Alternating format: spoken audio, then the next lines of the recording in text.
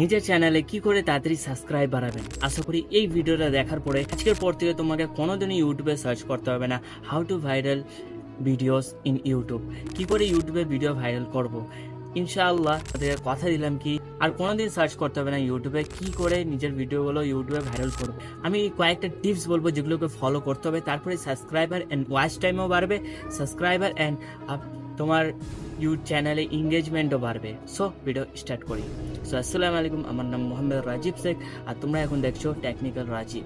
প্রথম যেটা তোমাকে খেয়াল রাখতে হবে, তোমার চ্যানেলে কি ক্যাটাগরির ভিডিও আপলোড হচ্ছে, তোমার ক্যাটাগরি কি।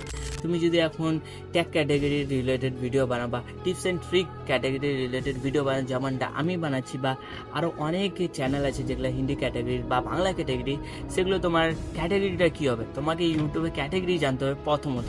তোমার যদি ক্যাটাগরি ভুল হয়, তবে আমি শতবার এটাই বলি কি, তোমার ক্যাটাগরি ভুল হলে তুমি যতই ট্রাই করো না কেন, তুমি কোনোদিন ইউটিউবে সাকসেস পাবে না। সো এটা মাথায় ঢুকিয়ে রাখবে। সো তোমার ক্যাটাগরি প্রথমে সিলেক্ট করবে, এবং তুমি যদি আমার মতো রিলেটেড ভিডিও বানাও, তবে তোমার ক্যাটাগরি হবে সায়েন্স অ্যান্ড টেকনোলজি বা মিউজিক ক্যাটাগরি তুমি রাখতে পারো, যেগুলোতে নাচ বা মিউজিক হয়। বা তুমি ব্লগস বানাও, তবে ব্লগস পিপল অ্যান্ড ব্লগ, বা ট্রাভেল করো তো ট্রাভেল ইভেন্ট।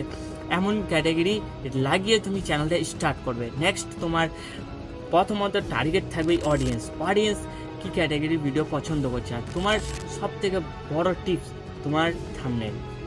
তোমার যদি থাম্বনেলটা খারাপ হয় বা তোমার থাম্বনেলটা ভালো না হয়, অডিয়েন্সকে অ্যাট্রাক্টিভ না করে, তবে তোমার চ্যানেলের রিচ কোনোদিন বাড়বে না বা এঙ্গেজমেন্ট ভিডিওর বাড়বে না। কারণ তোমার ভিডিওতে ক্লিকই পড়ছে না অডিয়েন্স। তোমার ভিডিও তো অডিয়েন্সের সামনে আসে, কিন্তু অডিয়েন্স দেখছে না, অডিয়েন্স স্কিপ করে দিচ্ছে। তাই জন্য তোমার চ্যানেলে এঙ্গেজমেন্ট বাড়ে না বা ক্লিক থ্রু রেট বাড়ছে না। তাই জন্য তোমার চ্যানেলের ভিউজ আসছে না বা ভিডিওতে ভিউজ আসছে না, তো তোমার সাবস্ক্রাইবার কি করে বাড়বে।